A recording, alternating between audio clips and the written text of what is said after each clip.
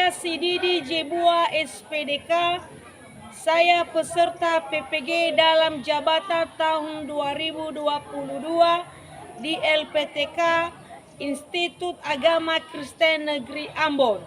Saya melaksanakan uji kinerja di SMA Negeri 1 Hili Salawahe, Kabupaten Nia Selatan, Provinsi Sumatera Utara. Terima kasih. Shalom.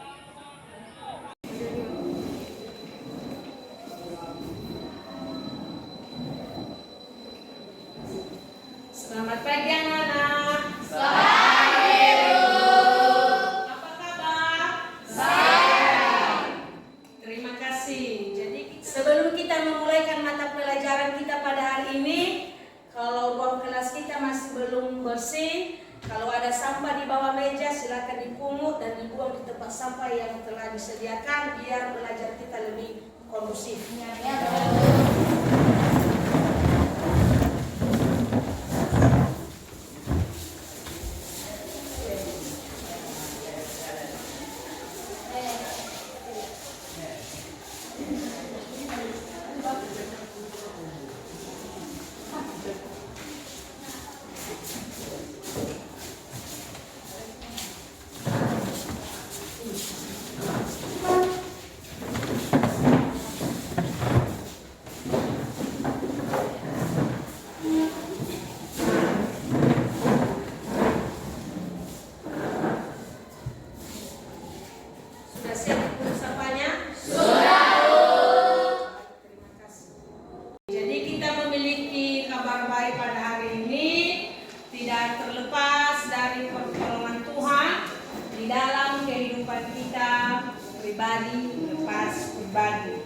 Saat ini sebelum kita memulaikan mata pelajaran kita, khususnya pendidikan agama Kristen dan budi pekerti, kita sebagai umat yang percaya kepada Tuhan, kita menyerahkan diri kepada Tuhan, kita bernyanyi dan berdoa. Yang memimpin kita bernyanyi dan berdoa kepada siswa kami Kartini untuk maju ke depan, memimpin kita ujian dan doa.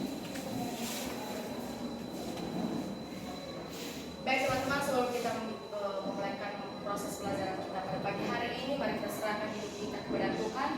Mari kita bawakan ujian kita kepada Tuhan yang mengatakan kami menguji kebesaran. Ya, kami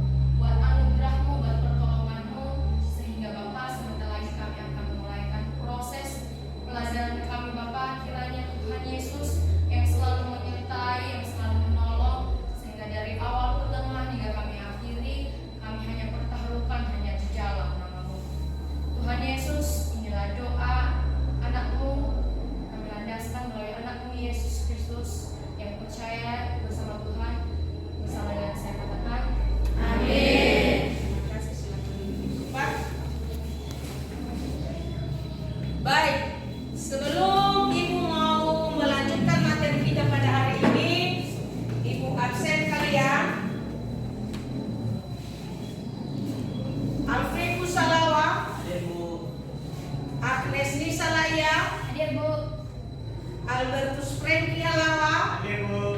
Anugrah Dali. Hadir, Bu. Dedi Miservis Waru. Terima kasih. Ibu sangat bangga di mana pada hari ini kalian hadir semua. Dipertahankan nilai absennya supaya memiliki nilai absen khususnya sama ibu adalah 100%. Iya. Kemarin ibu telah menjelaskan materi. Kalau masih ingat materi kita pada minggu yang lalu tentang apa? Peranan dalam kehidupan keluarga. Jadi peranan dalam kehidupan keluarga itu kemarin telah kita bahas, dan pada hari ini materi kita seterusnya yaitu pentingnya persiapan pernikahan. Ya, pentingnya persiapan pernikahan. Dalam pentingnya persiapan pernikahan ini ada dasar, ya, ada dasar dari firman Tuhan yang terkutip dari Kejadian pasal 2 ayat 24.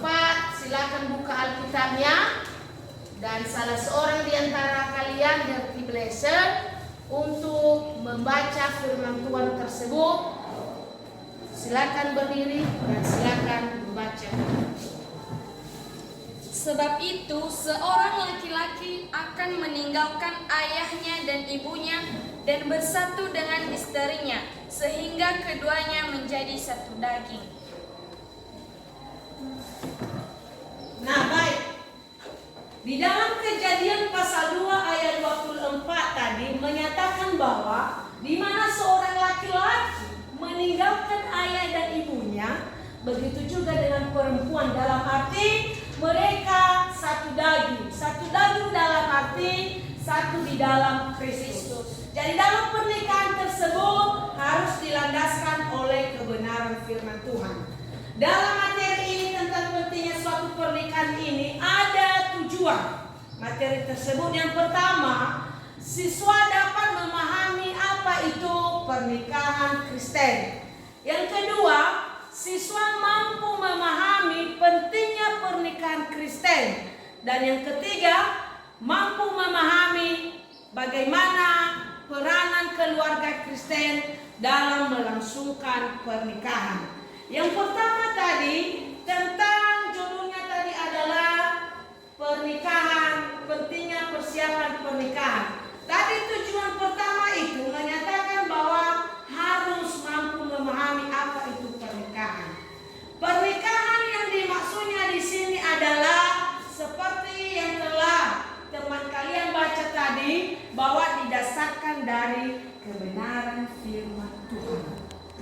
Bagi orang Kristen yang melangsungkan pernikahannya ada beberapa hal yang perlu dipersiapkan. Ini yang pertama adalah harus adanya persiapan yang memadai. Yang memadai dalam arti sebelum melangsungkan pernikahan itu perlunya ada persiapan. Persiapan yang dimaksudnya di sini adalah baik pihak laki-laki maupun pihak perempuan itu adalah harus benar-benar memikirkan bagaimana itu melangsungkan pernikahan. Apakah sudah bersedia semua kelengkapannya, termasuk surat undangan, termasuk kesiapan bagaimana mempelai laki-laki dan perempuan dan acaranya tersebut. Dalam arti ketika melangsungkan pernikahan bagi orang Kristen berjalan dengan baik dan sebagai kemuliaan bagi nama Tuhan. Anak-anak kami yang kami cintai dan yang kami sayangi, saat ini kalian masih pelajar.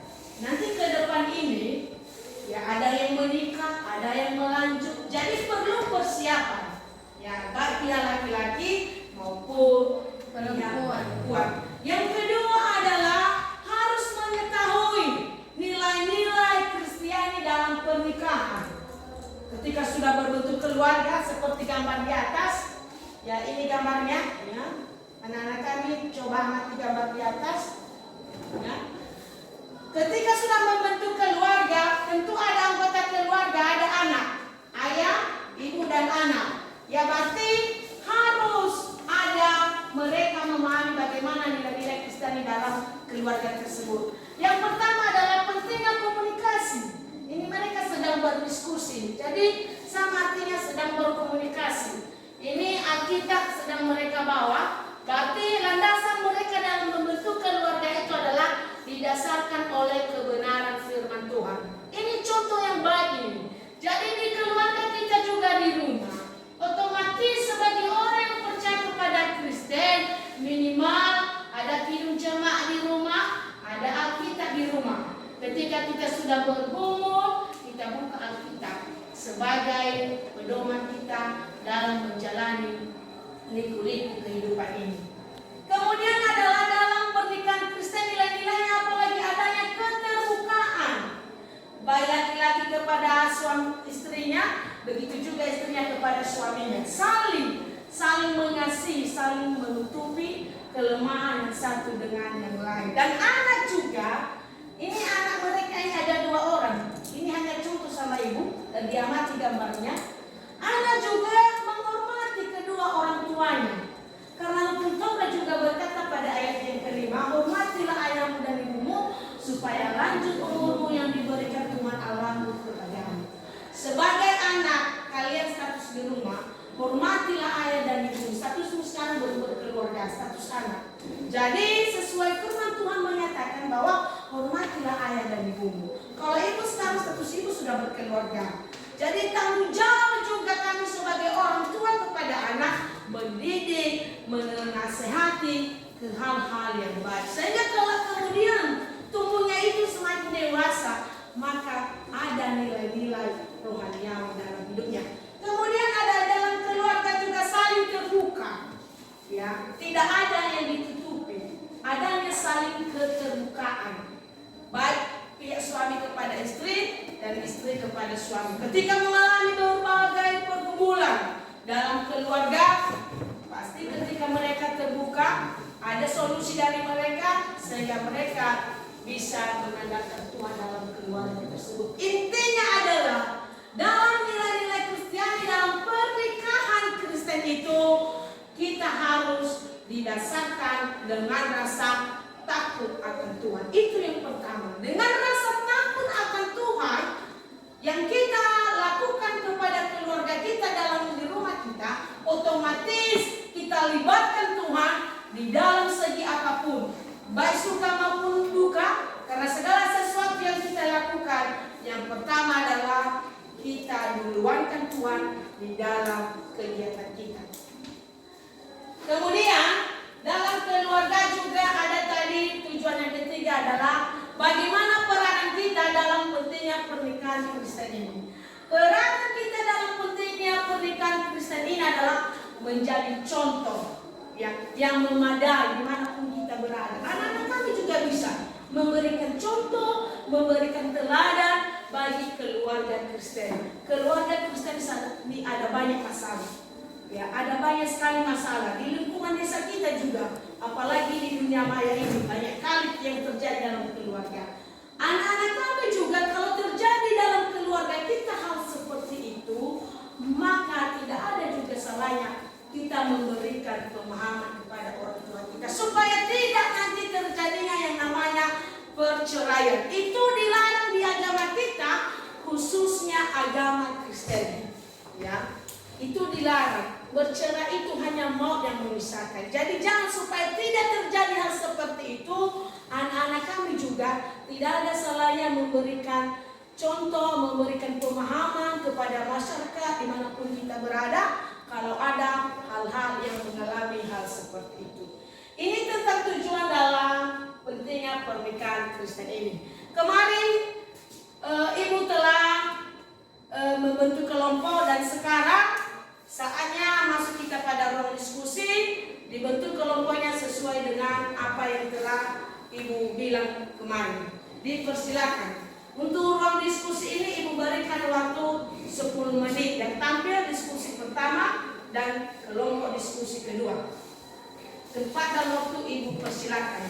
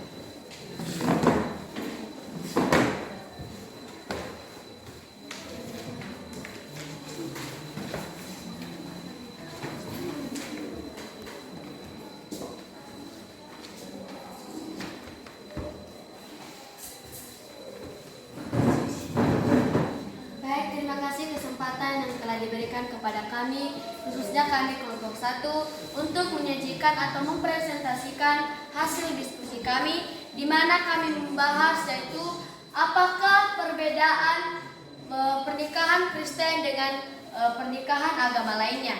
Ya, mereka memiliki perbedaan. Kenapa? Pernikahan Kristen itu merupakan bukan pernikahan yang semata-mata dilaksanakan. Mengapa kami mengatakan seperti itu? Karena pernikahan Kristen itu adalah pernikahan kudus, di mana telah diterapkan di dalam Alkitab. Tuhan telah mengatakan bahwa setiap apa yang telah Tuhan persatukan itu tidak dapat dipisahkan oleh manusia selain maut yang dapat memisahkan mereka. Kadangkala juga banyak kita dengar-dengar di kampung-kampung yang lain, di media sosial atau di mana-mana, sering terjadi kekerasan atau KDRT di dalam keluarga, di mana suami dengan istri bertengkar dan banyak oknum-oknum yang mungkin akan menghancurkan rumah tangga mereka. Dan itu pun dapat kita ketahui salah satu penyebabnya. Mungkin dalam satu keluarga itu mereka menikah hanya karena dengan restu atau perjodohan yang dilakukan oleh orang tua mereka. Mungkin si perempuan atau laki-laki tidak suka dengan pasangan itu dan hanya secara terpaksa untuk menikahi pasangannya tersebut dan tidak memiliki dasar kasih sayang dan cinta kepada mempelainya tersebut.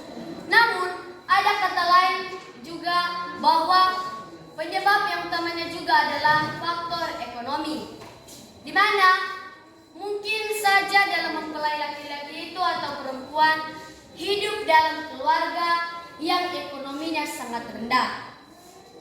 Mungkin si perempuan atau istrinya tadi itu berpikir bahwa yang ia ingin dalam suaminya itu adalah harta, kekayaan, dan ingin memiliki semuanya, segala sesuatunya yang ia inginkan.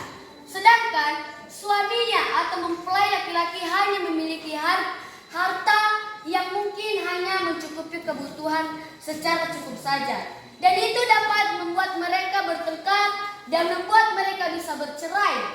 Dan si istri akan berpikir untuk bercerai kepada suaminya karena ia berpikir bahwa hidupnya sangat sengsara dengan apa yang telah dimiliki suaminya.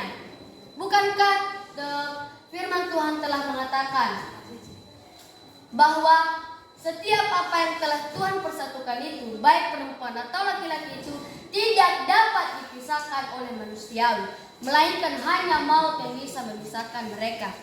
Kita juga tahu teman-teman, kita bisa dapat lebih memahami, kita dapat membaca dari ayat Alkitab Kejadian pasal 2 ayat 24 yang telah dibacakan oleh teman kita tadi.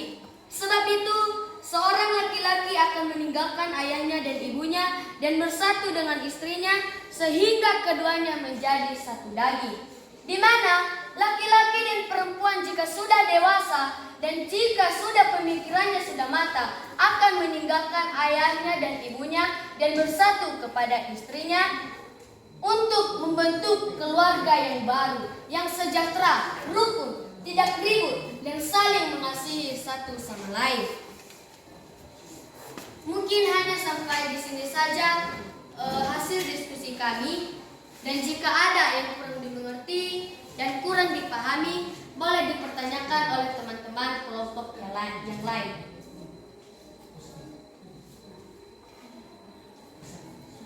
Jika ada pertanyaan, boleh dipertanyakan. Tidak ada yang bisa. Apakah mengerti? Mengerti. Nah, sekian saja hasil diskusi kami atau presentasi dari kelompok kami, khususnya kelompok 1. Akhir kata kami ucapkan selamat pagi, Yahobu. Yahobu.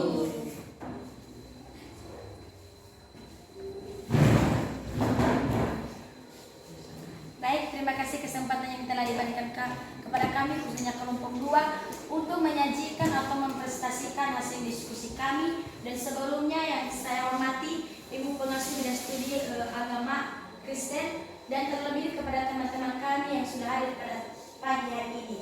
Jadi sebagai pembahasan kami yaitu apakah tujuan pernikahan Kristen? Jadi mungkin teman-teman bertanya-tanya apakah tujuan pernikahan Kristen? Tujuan pernikahan Kristen ini salah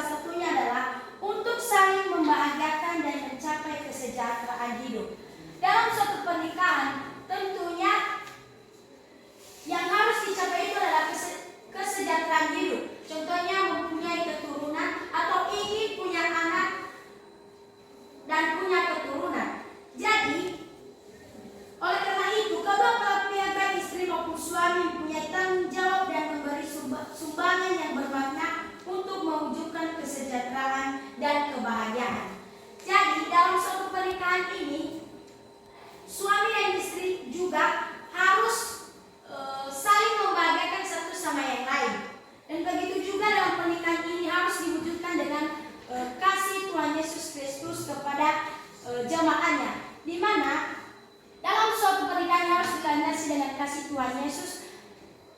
Karena tanpa kasih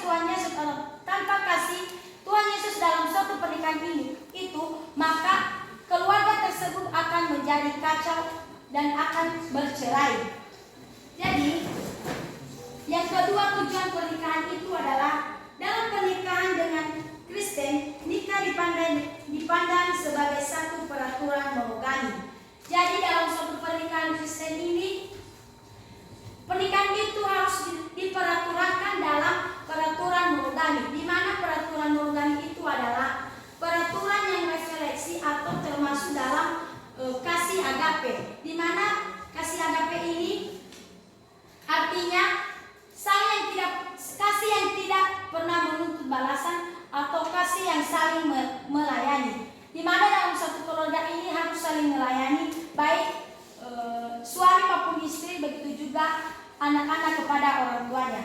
Mungkin sekian aja ya diskusi kami. Jika ada pertanyaan kami persilakan. Baik, karena tidak, sekian hasil diskusi kami. Jika ada kesalahan mohon dimaafkan. Sekian dan terima kasih. Baik, terima kasih hasil diskusinya dan silakan duduk ke mejanya seperti semula.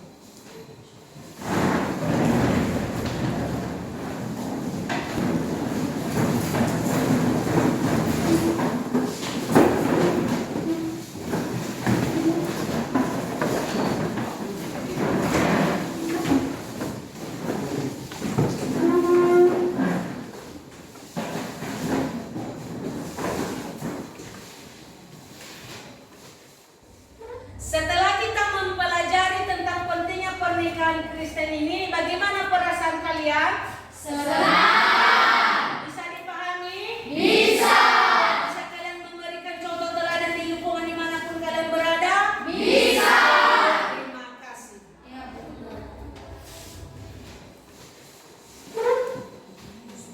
Baik, Ibu sangat bangga dengan kalian, di mana kalian bisa memahami bagaimana itu pentingnya pernikahan Kristen sesuai dengan materi yang telah kita pelajari tadinya.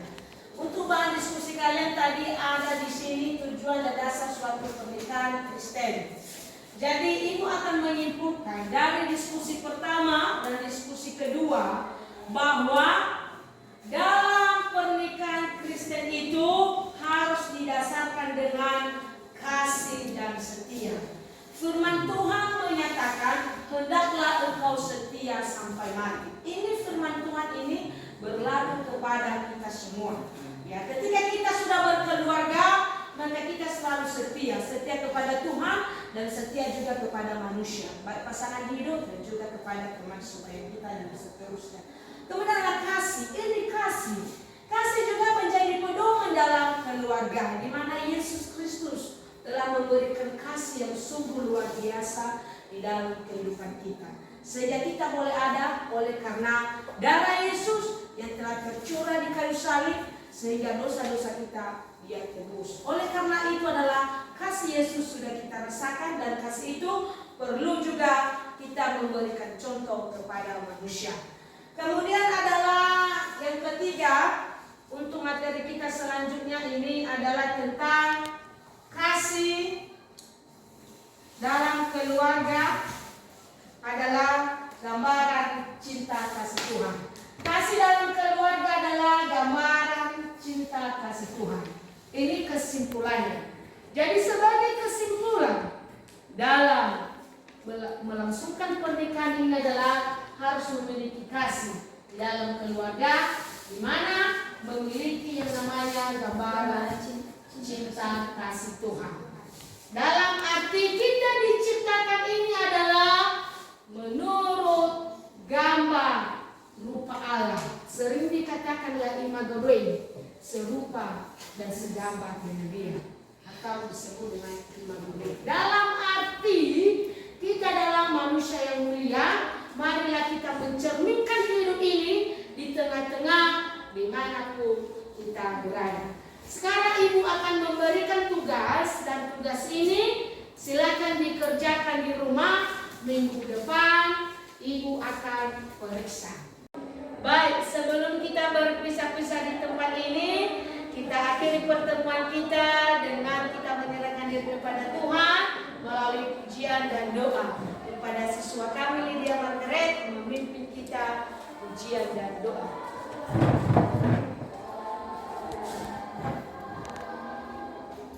Dan teman-teman, sebelum kita berpisah-pisah di tempat ini, marilah kita menyerahkan diri kepada Tuhan. Sebelumnya marilah kita bernyanyi dengan judul Bapa Engkau Baik. 3 ya. Bapa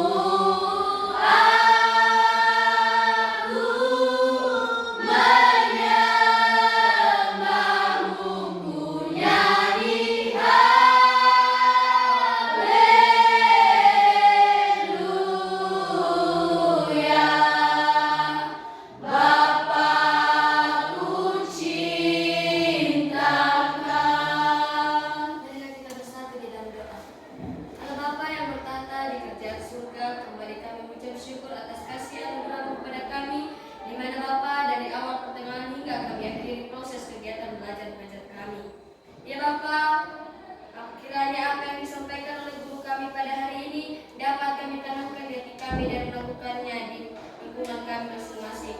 Ya Bapa, sementara kami akan berpisah-pisah di tempat ini, kiranya Roh Kudus-Mu yang selalu bersama-sama kami sekarang sampai selama-lamanya. Di dalam nama Anak-Mu Yesus Kristus kami telah berdoa dan mengucap syukur, yang percaya kepada Tuhan